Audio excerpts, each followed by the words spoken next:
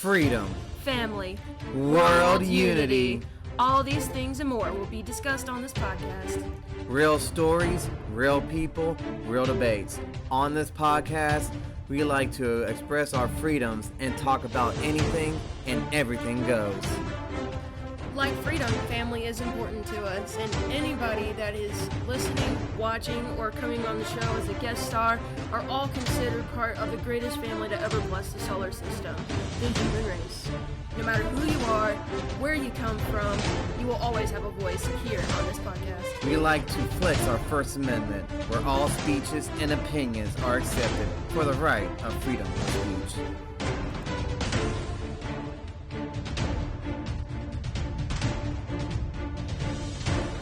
We have a saying we like to live by.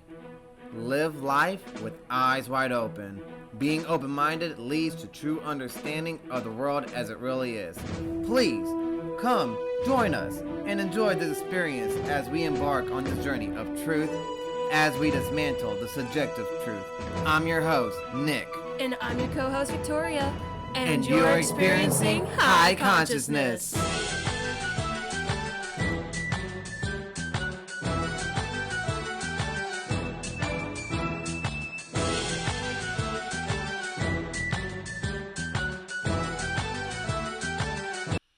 Disclaimer. Any and all information on topics presented are to the best of all who is present in each episode's knowledge. The goal of this podcast is to bring people together and set the example we all wish to see in our everyday lives. Whether it's home life, education, politics, history, business, etc. Any and all subjects can and will be talked and peacefully debated about on this podcast. On debate episodes, there will be a set rules of debate that hosts and guests alike must follow. We ask that you, the audience, like we ask of our guests, in the comments to please try to keep the language as clean as possible. We are a podcast for entertainment as well as educational purposes. Here we are all equal no matter what race, age, or gender. Thank you, and enjoy the show. Hi y'all, welcome to High Consciousness. I'm your host, Nick. And I'm your co-host, Victoria, and we are High Consciousness. Today is a very special day. Today, give us the reason why, Nicholas. Today is Miss Victoria's birthday. Ah! She is turning a big 28. I know it's just fair to say a girl's age out loud, but I am 28 today. she's a flower blossoming right now, as some people would say. I don't know. Well, I guess, yeah, blossoming into the person that I truly am today, yeah. Yes, enlighten yourself. Or a butterfly coming out of its cocoon. Yeah, slowly but surely. Honestly, that part is true. Yeah. I mean, in all sense. You're right. Whether you go to the flower aspect or cocoon aspect of it all, it's so rather a beautiful thing. Aw, thanks, darling. You're welcome. Anyway, so a recap of last episode. We learned about the secret society. Ooh. Mm-hmm. And how secret societies have been around for the last 3,000 years, and that it seems with secret societies, it kind of started with the pagan worshipping kind of philosophers, and when Christianity started to roll out and take a world effect, these pagan philosophers had to go deeper into secrecy and into hiding, so much so that apparently they took up a cloak, and this is what the chapter said, not what we are saying. This is what the book said. That they had to go just find to be clear, Islam. That's what the book says. Is that these pagan, Christians that took up the Christian cloak of phraseology, and this cloak that they took up was Islam, supposedly. Or they were looking for the kingdom of Islam. Let's see real quick, because they didn't really say that they were making Islam. They were trying to find the city of Islam. Just make sure that we're not stepping on no toes or anything. It was...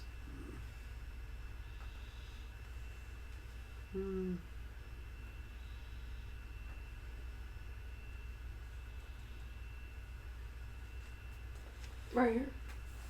Part of the... Alright, so just rereading from right here.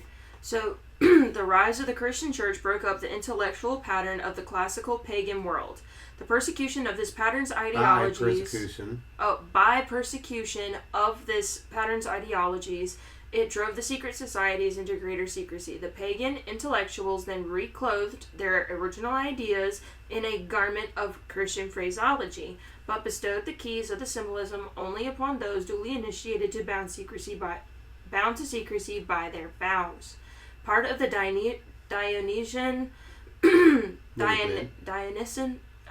Dionysian movement migrated eastward to build the empire of Islam, with each stone in mosque and palace bearing the mark of the master masons. Later, the migration continued as far as India, where these same marks were to be seen on the monuments of the Mughal dynasty.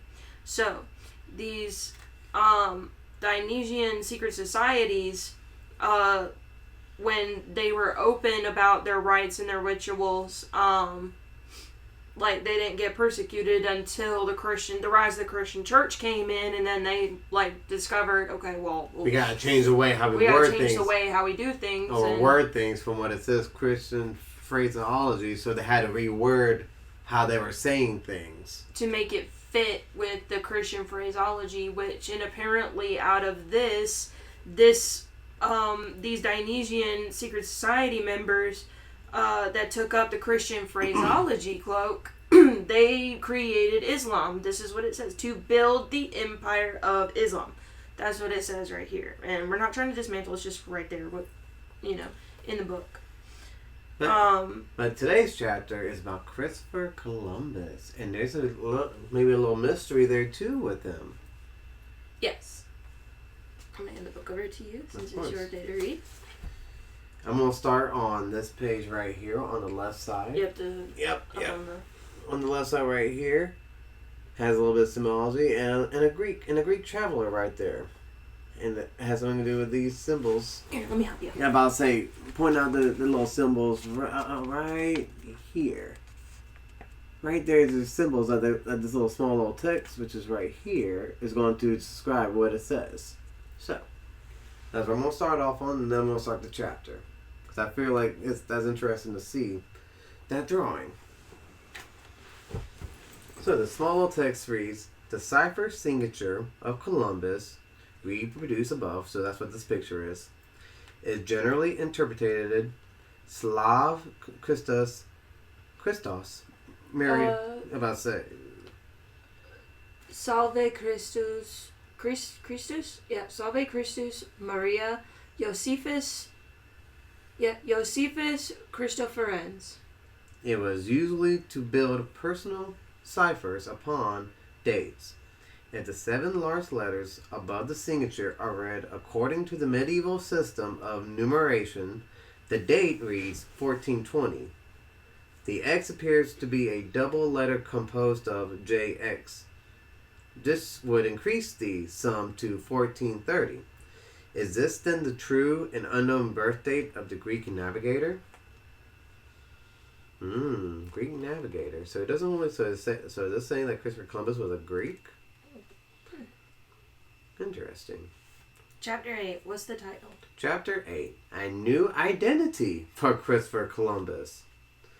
Many scholars were aware of the global form of the earth in the time of Columbus, who, according to early historians, state documents and his own son, was not an Italian humble station, and uneducated, but was a Greek prince with an excellent classical education. It was from a Greek port that he sailed on the celebrated voyage of discovery. He was accompanied by a mysterious stranger, which has suggested that Columbus was an agent of the Society of Unknown Philosophers. The pattern of the democratic ideal was beginning to assert itself over the tyranny of decadent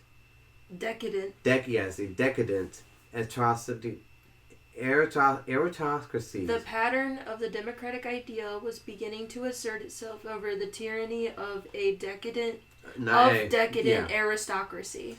A new world was necessary for a new idea. When it was necessary, it was discovered. As stated earlier, there can be little doubt that the Greeks were aware of the existence of the American continent long before the beginning of the Christian era. If information is not general on that point, it is equally surprising at how little is known about the man, Christopher Columbus, who is accredited with the discovery of the New World. The date of his birth is unrecorded, and 20 cities claim Columbus as a native. And what? His birth is unrecorded. And 20 cities claim Columbus as a native, saying that 20 cities claim that Columbus lived here. This is a native spot. He stayed there as a kid. Oh. That's so 20 different cities say that he lived there as a kid. So, okay. So many legends have sprung up about him. Strange man that it is difficult to distinguish fact from fancy. Basically fact from fiction. So that first page is basically saying that many scholars during the time of Columbus were aware of the form of the earth, basically saying it's a spear. A spear? A sphere. A sphere. You said spear. I meant to say feet. SPH. Man. It makes an F sound, so yeah. So, but you all know what I'm saying. They knew that the world was round. They had a general idea of it. And apparently, according to early historians and state documents, and his own son, so the opening segment was talking about Christopher Columbus, and it's pretty much saying that he wasn't really native to Italy, and that he actually was a Greek prince, but he did not the scholarship of going to schools and getting his education. This says he did a classical education. So does that mean that he learned philosophy through an open school in Greek? In Greece? In Greece, yeah. In Greece, where... I think that's what the content here is suggesting, yes. That's kind of what it sounds like, yeah. And that's really interesting. But there again, that's just, Well, that's one of many legends, but that's also one of many legends of Christopher Columbus, too. Because he also stayed 20 cities... Well, as far as we over here in America know, he came from... Italy. Somewhere over there in Italy. Mm-hmm. He came over here on the Mayflower and... Plymouth Rock and, Pilgrims and Thanksgiving and all that. That's what we Americans know. So I'm not really aware of any other legends other than that. All right. Well, really interesting stuff. No one knows. No, wait, he wasn't from Italy. He was from Spain. I think they taught us that he was from Spain. No. He was a Spaniard. They taught us that he was a Spaniard. No, he went for the Spaniard king, but he was an Italian queen. For the Spaniard queen. Queen Isabella. Yes, but he was native to Italy. Yeah, you might be right. Well, because you gotta realize contractors and voyagers. Because look at Delegate. And Spain ruled over Italy at the time, didn't they? Mm-hmm. I think that's what history taught us, back in the day. Because the Spanish, back when we were kids in school. We gotta learn about the Spanish Inquisition. The Spanish Inquisition. Mm-hmm. Yeah. Yeah, that was around all that time, all at that same time, right? With the conquistadors and the Mayas too, or was that maybe a little? No, that was during. It was a little bit during. No, I think it was during and before. During and after. I mean, we'll look it up later. Yeah. Well, we can look it up now while it's still fresh in the mind. No, why not? Okay. Excuse us, guys. We're going to go to a little double screen. We're inside the Matrix. Woo-woo. Take a trip inside the Matrix. Aliens are out there, but they probably don't care. They probably don't care about us. That was great. Oh, that was awesome. Okay. Spanish Inquisition. What's the most say where was Christopher Columbus from? 1478. Okay. And Christopher Columbo. Oops.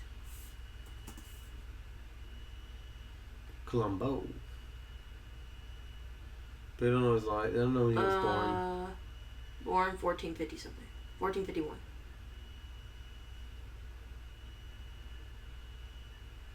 So, okay, let's do that again. So let's get another tab up. And we can Spanish Inquisition on them. 78. So that was after he died. So yes, around that, it was within that century. It was within that century era, if we want to, label it like that. And look up where is Christopher Columbus from. Well, it says right here. Italian explorer and navigator, born in the Republic of Genoa. His father was Domenico Colombo, a wool worker or wool weaver who worked in Genoa.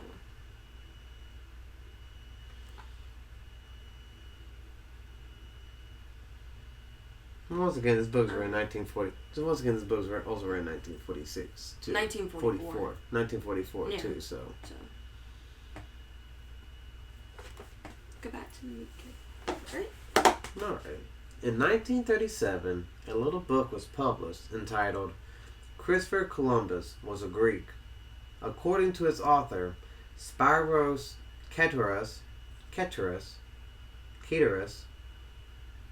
Caterus. Cateras. Cateras? I think it's Cateras. Spyros Caterus. Mm-hmm. In 1937, a little book was published entitled "Christopher Columbus Was a Greek," according to its author, Spyros Caterus.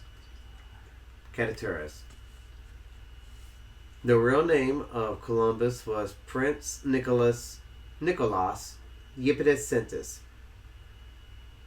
Yes.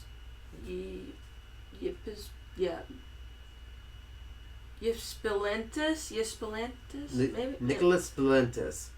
Spilentis. I don't know. And he came from the Greek island of Chios. From the Greek islands of Chios. The statement is backed by quotations from numerous early historians and state documents. The author of this little book was documented his opinions in a manner to bring joy to the critical reader. He mentions the following Greeks who navigated the Atlantic Ocean in ancient times: Hercules, Odysseus, Callias, Pythus, and Eratosthenes.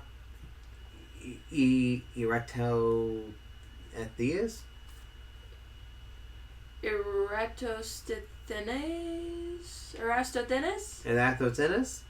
Eratosthenes. However that is pronounced, we are so very sorry for butchering stuff in this book. Greeks, gotta love the names. Oh, we don't do very well with big word foreign names and big word foreign names at that. Mm-hmm. He points out that the language of the ancient Mayans of the American continent contains many language of the ancient Mayan, many words of pure Greek belonging to the Homeric period, and to quote the words, and to quote the book, years ago in the Republic of Uruguay, South America, were discovered traces of the army of Alexander the Great, swords and thoros with the inscription Platomus Alexandriae. Ptolemaios Alexandriae.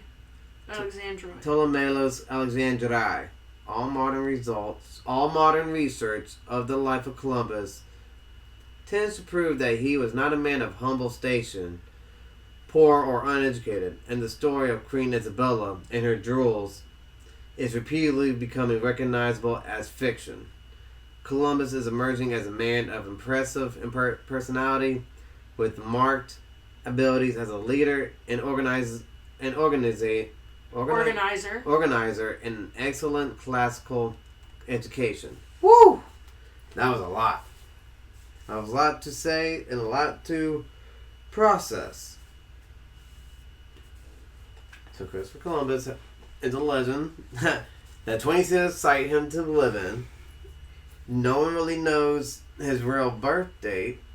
Well, they do know his birth date, but they don't know precisely what day he was born on. They know the year, but not the precise date. As you saw on Wikipedia, it said like August 25th or like through November. Well, let's double check. It did. Because I think it said October. Like it gave us an exact. Yeah. Oh, between the 25th of August and 31st. Yeah, you're right. Mm-hmm. Between this and this. Yeah. So to this day, they still don't know when he was born. In 2024. Go back out of the... Yeah. Alright. In that there was a book in 1937 titled Christopher Columbus Was a Greek by this author, Spiros Kataris, and that Christopher Columbus was actually a prince. A Greek prince at that. And then that last part where it says like there was... Like, we've discovered traces in Uruguay, South America, of Alexander the Great. Alexander the Great being there. Like, that's super cool. Wow. So then that really... So from chapter 1 where we saw that map of where it said the colonies of Hercules. Mm-hmm. No, it's not chapter 1, it was chapter 3. Oh, chapter 3, excuse me, it was chapter 3. And how the Greeks knew that, you know, they were over here at one point. And they even said, like, we were known as the colonies of Hercules. And this map right here that she's talking about. scoot up closer so you can get it in the camera.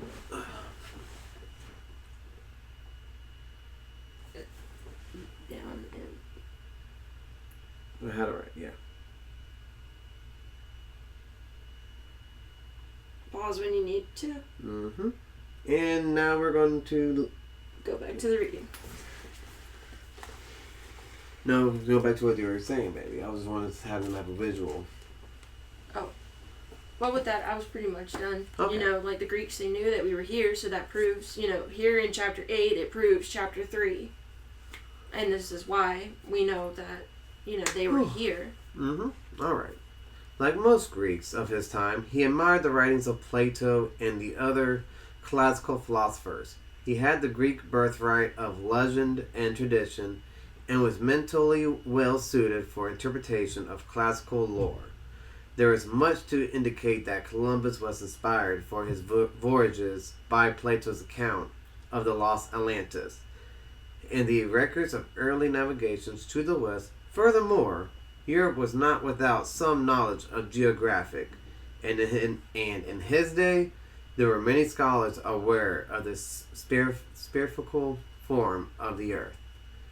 So, that right there says that Christopher Columbus he was admired by the writings of Plato, that he had an understanding that the world is round, and that his scholars that were there at the time understood that the earth was round at that time. That it was. And they had a geographic idea of where Atlantis could be at. So therefore, they were taking that story and seeing if it was actually true or not. And evidently, as you can see... You know, if it's true that Alexander the Great and them were over there, then it must be true that, you know, Atlantis possibly existed, because how chapter 3 told us that Hercules and them even got over here was because Atlantis was that midway point, where they could get, you know, from us over here to back over there, and when Atlantis sank, it kind of like, you know, threw off everybody. Oh, yeah. I would think so, honestly. That's a big part of the potential trading world gone right there. Yeah. A great trade with Asia had long passed over the caravan routes of the Near East, as the Arabs for the most part were a friendly people, but with the rise to power of the Turkish Empire, most of these routes were closed to the infidel. When even the Crusaders failed to keep clear the roads of commerce, it became ever more desirable to discover a western passage to the Orient. It was for this purpose that Columbus sailed, and not from an Italian or Spanish port, but from the Greek port of Mahan. It is astonishing how difficult it is to ascertain the fact about the celebrated voyage of discovery and the life of one so prominent in history as Christopher Columbus. It appears that history entered into a conspiracy to conceal the truth. Possibly an elaborate misrepresentation was intentional. For certainty, the confusion began before the death of Columbus. His own son refers to his father as a Greek. It had been suggested that Columbus changed his name because of religious or political pressure, but this is in the field of conjecture. Conjecture. I was going to say that. Didn't know if I was right or not. Didn't want to sound crazy. So right there, that. Now, the rise of the Turkish Empire during that time, they were cutting off the roads for commerce, only for the Muslim people, no infidels. And when the Crusaders were trying to keep the peace, it became more desirable to discover a better world, a western part of the world. What is an infidel? To the Orient. What is an infidel? Let's look up that word real quick. Infidel, someone who doesn't believe in another one's religious aspect, that doesn't see eye to eye.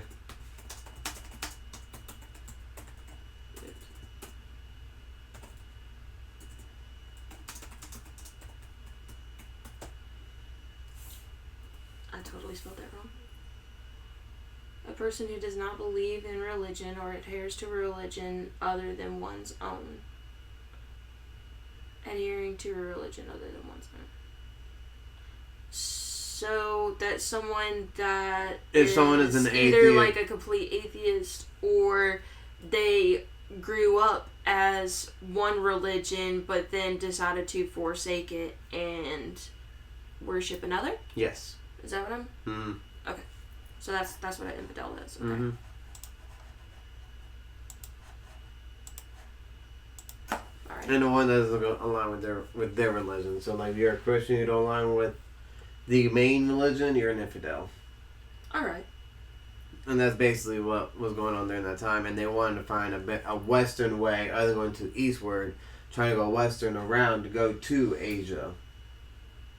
To the Orient. And the Orient is the Oriental.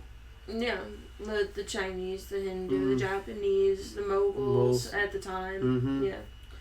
And even his own son there said, he refers to his father as a Greek rather than an Italian. Mm-hmm. So that's pretty interesting. That's a pretty interesting development. And honestly, like, growing up in school, you didn't really, like... hear these controversies like that. Well, of course you're not going to hear the controversies, but, it didn't really go into detail about Christopher Columbus's, personal life at all. Like, it didn't really... We weren't taught that he had a son. We weren't taught that he got married. We weren't taught that, he... we were taught a lot of things about him, but, like, the important things, like, who his father was, what his father did, how did he get into navigation, where did he go to school, did he have a wife, did he have sons, did he have daughters? And it's like here in 1944, they knew that he had a son, but when they're teaching us about Christopher Columbus in school, like I said earlier, all we know is, that one legend over here in America, and we don't really know anything else other than, Christopher Columbus was, a navigator, and Queen Isabella said, I'll give you my jewels if you go discover the new world. He was like, bet, and he took off on the Mayflower, and then he landed here. And then he went back and, got his jewels and lived happily ever after. And that's it. No wife, no son, no... He grew up to be an old man. I don't know what to tell you, babe. But that's interesting. I don't know what to tell you. That sounds like a kindergartner's version of it. Then again, they didn't really go into detail with them about it. They did, but they didn't. Anyways, then too, in browsing about among old records, I have run across a deemed figure involved in the life of Columbus. A strange man who seems to have served the explorer in the capacity of counselor. Nothing very tangible has yet to come to light, but it is hinted that this mysterious person accompanied Columbus on his first voyage. He was not included in the list of the mariners. He was not enlisted. He was not included in the list of the mariners. He did not return, but remained in the West Indies. Beyond this, no further mention is made of him. This mysterious stranger is reminiscent of the black-robed man who guided the dynasty of Muhammad. Destiny of Muhammad. The destiny of Muhammad. Were these obscured figures ambassadors of the secret government? Columbus being one of the agents through which the Society of Unknown Philosophers accomplished its purpose? It is my opinion that he was such an agent. The signature of Columbus, composed of letters curiously arranged and combined with Kabbalistic designs, certainly conveys far more than is inherent in the signature of a private citizen. So with that being said, it was basically saying that there's a secret figure, a man in a black robe, guiding Christopher Columbus's decisions. They were like how a black robe man was guiding the destiny of Muhammad. Ooh, so I guess this is where the whole phrase, the men in black or the cloaked ones, the cloaked ones, the men behind the men, type kind of deal, all this stuff that's coming out now that you can just, go on Netflix or HBO or whatever, you can just find this stuff and, they're putting it as entertainment these days, but, this stuff is some really deep, truthful stuff, and we just take it as entertainment and then just think nothing more of it other than, oh, cool, fun fact, let me get back to my life. Other than, hey, wait a minute, whoa, actually, what? People don't stop and think. No. And in my opinion, that he was such an agent, the signature of Columbus, composed of letters curiously arranged and combined with... No, I already read that. But it's basically saying that, there are symbols and signs that the everyday modern person isn't going to notice and recognize that this truth right here is that Christopher Columbus was a part of the secret society. He was part of the secret society. He was. And I wonder which secret society he was really a part of, because, well, so let's still go with, he's still from Italy theory, okay? So as we read from the last chapter, Italy supposedly is the one that came up with the Illuminati. So if he, or maybe who the man that followed him around might have been from the Italian Illuminati, and that's why Christopher got confused with this, Italian identity, maybe. I don't know.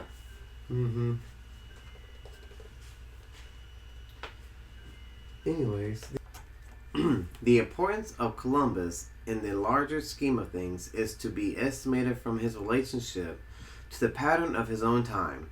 Europe, passing from the obstruction of the medieval period, was coming into the light of the modern way of life. The motion of the Renaissance has spread like ever-widening ripples over the surface of a stagnant pool. Printing had been discovered. The mental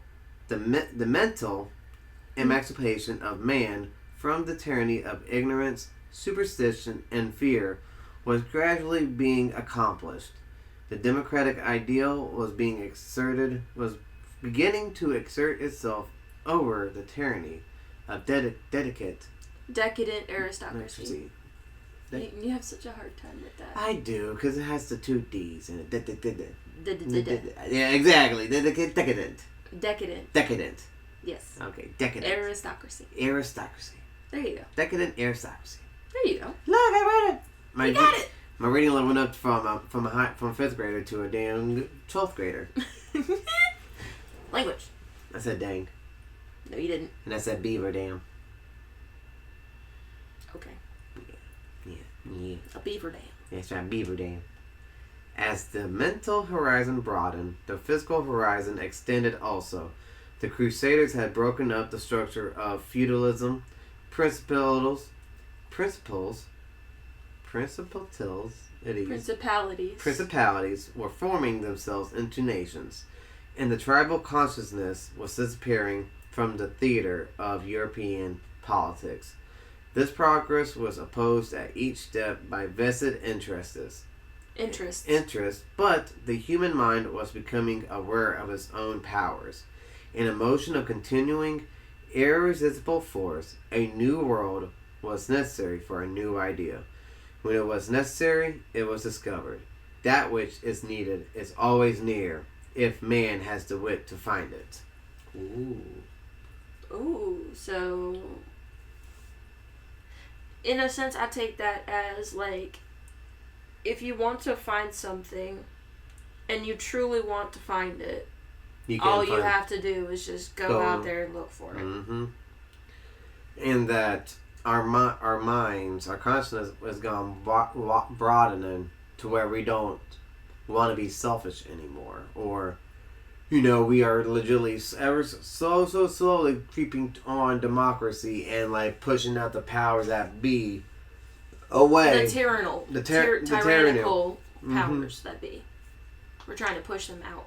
And the superstition, and the ignorance, and the fear. Mm-hmm. Because fear is the mind killer, as we learned from Dune. Mm-hmm. As soon as that got put aside, that's where it was pretty much the founding steps of the Magna Carta and stuff. Magna Carta, and like those kind of documentations were starting to get printed out. Because during this time, printing was being discovered. The Renaissance was coming into play. So we shall continue. And also that, how they're saying at the time of Columbus and in this time, a new world was necessary for a new idea. Mm-hmm. Which, even though they already knew about our world was part of the old world, but we became the new world when Atlantis sank. And because over there in the East, I guess they started to realize, between the Greeks, the Romans, and the Europeans, and, the whole Christian and Arabics and everything started turning, and the Chinese even, all started, turning tyrannical. And so they were like, we need to find a new world so that we can, start a new system of commerce that will put everybody more on an equal level, where we don't have these tyrannical powers anymore. Exactly. Where everybody is, where everybody is, like what's it called? A self-policing nation, almost. I think self-governing. A self-governing nation. There we go. That's the one that I was looking for. Self-governing, self-governing. We're just gonna go with that. Let's go with that before you start thinking too deep in it. Yeah. So anyway, today, we are again seeking for a new world. We were just saying that. No longer do there remain undiscovered continents to serve as laboratories for social experiments. So we are turning our attention to other kinds of worlds. Worlds of thought, inner spheres, which must yet be explored by daring navigators. Science in the last 50 years has discovered a new universe.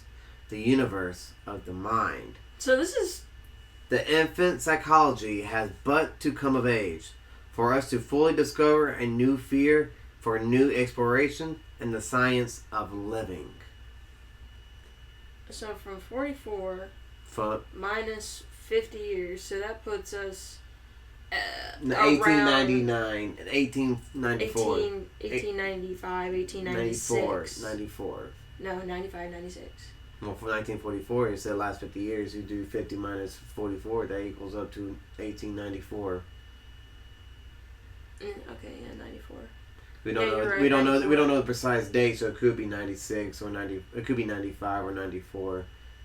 We know when this experiment was proceeded, but we have a date and we do the basic math that goes down to 1894. So in the last century, so in this book's last century, they were exploring. Half a century. No. They're in the late century. They're in the late 19th century. 19th century means it was in the 1800s. No love. Yeah, that's right. That stuff's so confusing. Like, okay, so how does that like make sense? Like this might be something that we might have to like do a whole other like, podcast on. Just to like get down to the bottom of that, because I don't really understand the how century marks. The whole century thing. Yeah. You don't know how the century marks are? You don't know when they say it's the 19th century? Like, wouldn't the first 100 years be the first century, then the next one, where it starts with, Wait a minute. Okay, maybe I just answered my own question. Yeah, because the first 100 years, okay, that's 0 to 100. That'd be considered the first century. And then when 120 is the second century. That's why it... Okay. Now, yeah, you just answered your own question. Now I get it. Sometimes you just gotta sit there and really think about it. You gave yourself your own birthday gift. Knowledge. Yeah! I'm another day wiser! Or another year wiser. Another year and a day wiser. But regardless, the science in the last century, in the late years of the 19th century, they were discovering science for the mind. Yep. That's what we wanted to get out of that last paragraph. Well, they started exploring the spheres. They specifically put it in the spheres of the mind, the worlds of the mind. Mm-hmm. The voyages of Columbus were followed by 2 centuries of enlarging our geographic knowledge of the earth. Explorers who sailed the 7 seas seeking wealth brought home knowledge. It released human thought from its Mediterranean fixation and accomplished the still greater end of breaking the power of a Mediterranean theologically and a Mediterranean way of life. Man began to think world thoughts, began to realize that while the whole world was one land divided into continents and oceans, it still was a gigantic unity out of the global wanderings of stout sea captains and little wooden ships, which developed our so-called global thinking of today. The concept of a global world, at least in terms of geographically, is now our common inheritance. After 450 years, we accept it without question, but mainly to toy with the belief that we will accomplish something in terms of ultimates. If we can industrialize the entire planet, our world is still too large for us to know how to use it. We have discovered much, but the greatest voyage still lies before us. Okay. Our venture will be onto that greater ocean that lies beyond the boundaries of the known. The new voyage will be made in laboratories, and the contrary currents will be in the cosmic rays that move through the seas of universal ether. This will require of each man that he make a long journey of discovery within himself, searching out the hidden places of his mind and heart. As Socrates so wisely observed, all mankind lies along the shore of an unknown land. This unexplored world abounds in wonders and is filled with riches beyond the wildest dreams of old Spanish conquistadors. In this land beyond the sea of doubt, the wise men dwell together in shaded groves, and here, according to the old tradition, the scholar, the musician, the artist, and the poet, who make the discoveries that science and philosophy must later prove, have already found the better way of life. Whew. That's a lot. So basically what it's saying is that we have grown accustomed to our new discoveries and accepted it without question. And mainly toy with the belief that we will accomplish something in terms of ultimacies. And that we can also just industrialize the entire planet. But we wouldn't really know how to use it if we did. Because the world is still too large for us to know how to use it. I mean, just today I was reading an article. It was some kind of like science article or archaeological article about how they just discovered like a huge sulfur deposit off the shores of Norway. So, like, there's lots of deposits. Like, if we start drilling in our oceans and stuff, like, there could be, all kinds of resource that we don't even know about yet. And as we're all, worried about how, like, the Earth is running out of resources, I don't really think so. Because I don't think humanity has really been around long enough to have depleted all the world's resource just yet. There's no way. It's not possible. And if this was the truth, then how are we still coming up with all these new technologies and building all these new things that require all these precious resources all the time? If we're running low on them for the last 10 years, then wouldn't we find an alternative to our metals and stuff? I mean, we recycle, but we recycle our plastic, not our metals. And the metals is what I'm talking about. That's what I'm saying. We need to recycle our technology. Yeah. But anyway, we're going to finish up this chapter. We got this last paragraph. Christopher Columbus sailed his later ships for a land which by the writings of ancient philosophers he knew existed. And each of us in the fullness of time will make our own voyage in search of a philosophical charted better world, to follow the advice of Homer, to prepare our ships, unfurl our sails, and facing the unknown, go forth upon the sea, to find our own far distant native land. And that, my friends, can't. Was that the last one? No. Yep, that was it. That was it. Wow. That, my friends. So Christopher Columbus potentially was a Greek prince instead. And not an Italian native. And the legend of, Queen Isabella's jewels and stuff might not be as true as we think.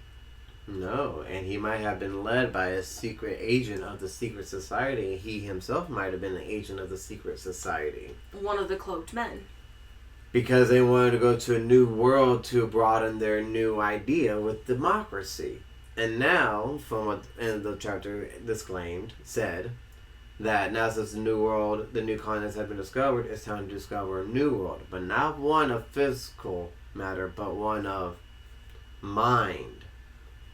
So therefore, we must enlighten ourselves and better within ourselves to find this new world.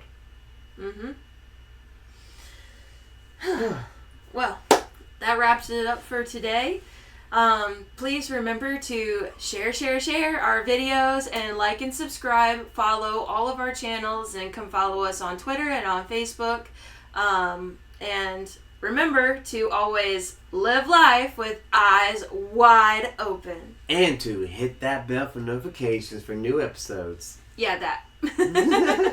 Bye, y'all. Thank you so much.